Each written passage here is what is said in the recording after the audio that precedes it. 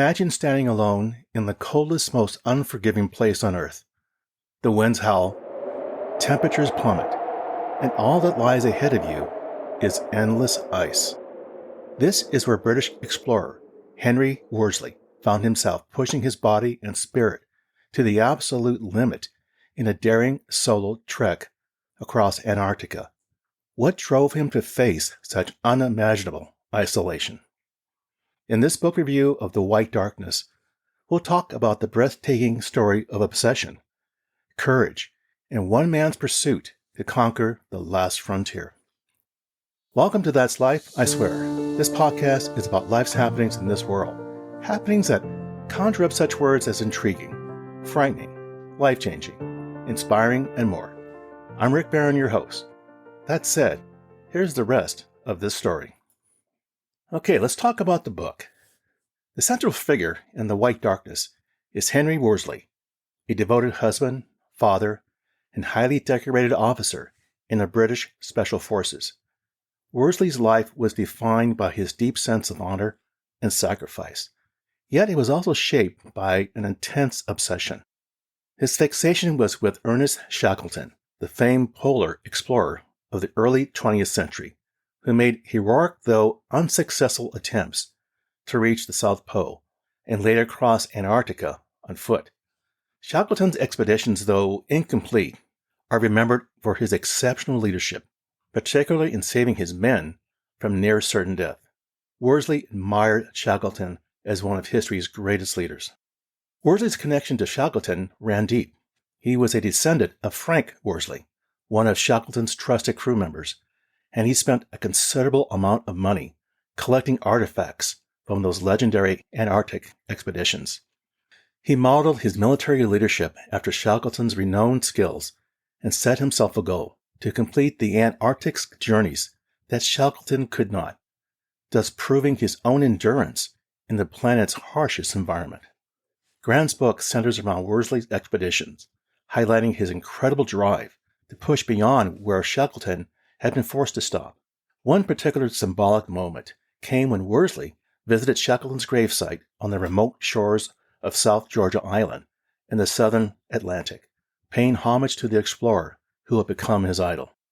Worsley's major Antarctic adventures began in 2008 when he led an expedition coming within 98 miles of the South Pole.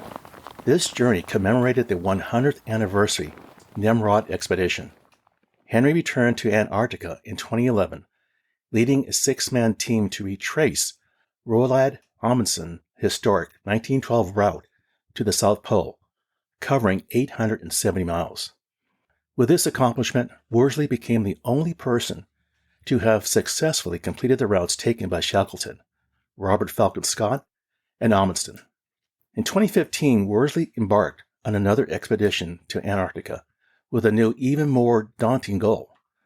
But to learn the gripping conclusion of the story, you'll need to pick up the book.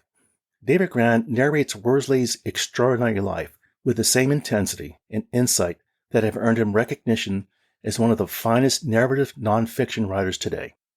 The White Darkness is richly illustrated with over 50 stunning photographs from both Worsley's and Shackleton's expeditions, making it not only a breathtaking visual keepsake, but also a compelling tale of courage, love, and one man's relentless pursuit of the limits of human endurance.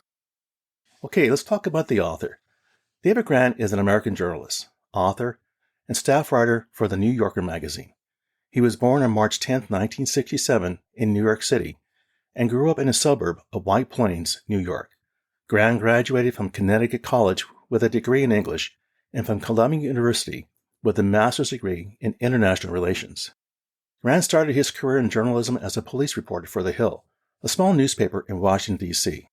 He then worked as a general reporter at the New Republic and as a senior editor at The Hill. In 2003, he joined the New Yorker magazine as a staff writer.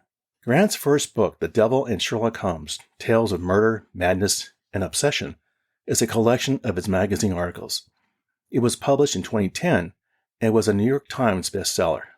His second book, The Lost City of Z, A Tale of Deadly Obsession in the Amazon, was published in 2009 and was also a New York Times bestseller.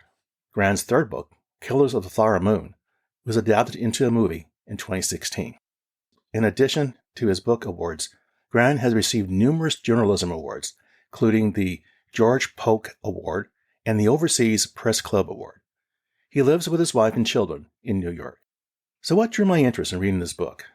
I've read many of Grant's books, and it's always full of details, and he doesn't miss anything. And what makes The White Darkness so compelling is his gift for this memorable detail that continues to be drawn into his books. In 2004, Worsley joins an expedition to the South Pole to mark the 100th anniversary of Shackleton's first attempt. Now, he and his fellow explorers did a lot of training. They tied tractor tires around their waist and dragging them through fields to emulate pulling a heavy sled. Grant is such an expert at making readers feel as if they are on the journey with the team.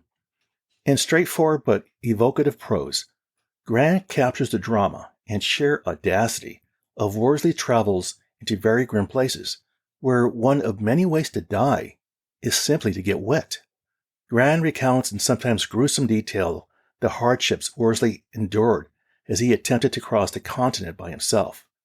Blistered and bruised feet, fingers numb with frostbite, a tooth broken from eating a frozen energy bar, a body wasting away no matter how much he ate. So what can we learn from this book? What's the takeaway? This comprehensive book by David Grant is a very profound exploration of human endurance, the allure of exploration, and the complex motivations that drive individuals to pursue extreme challenges.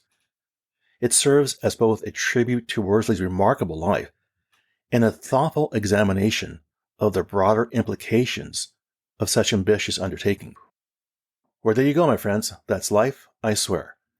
For further information covered in this episode, I invite you to visit my website, which you can find on Apple Podcasts, for show notes and the episode transcript. As always, I thank you for the privilege of you listening and your interest. Be sure to subscribe here or wherever you get your podcasts so you don't miss an episode. See you soon.